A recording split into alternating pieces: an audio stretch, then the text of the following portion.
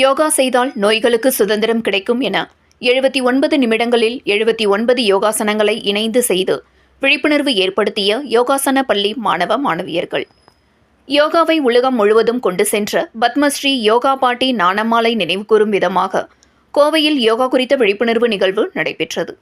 யோகா செய்தால் நோய்களுக்கு சுதந்திரம் எனும் கருத்தை வலியுறுத்தும் விதமாக 150 பேர் இணைந்து 79 நிமிடங்கள் தொடர்ந்து 79 ஆசனங்களை செய்தனர். சிங்காநல்லூர் பகுதியில் உள்ள தனியார் அரங்கில் நானா யோகா ஸ்டுடியோ ஒருங்கிணைத்த இதில் நீண்ட வரிசையாக 4 வயது முதலான மழலையர்கள் துவங்கி பள்ளி மாணவர்கள், யோகா ஆசிரியர்கள் என 150 பேர் இணைந்து 79 நிமிடங்கள் தொடர்ந்து 79 ஆசனங்களை செய்தனர். யோகாவின் ஆரம்ப நிலை ஆசனங்கள் துவங்கி பத்மாசனம், சக்கராசனம், வஜ்ராசனம், வீராசனம், யோகமுத்ரா, சானு சீராசனம், நவாசனம், சர்வங்காசனம், ஹலாசனம், மச்சாசனம், சப்த வசீராசனம், புசங்காசனம், சலபாசனம், தனுராசனம், மயூராசனம் என 79 வகையான ஆசனங்களை செய்தனர். இந்நிலையில் 150 பேர் இணைந்து செய்த இந்நிகழ்வு நோபல் உலக சாதனை புத்தகத்தில் இடம் பிடித்தது.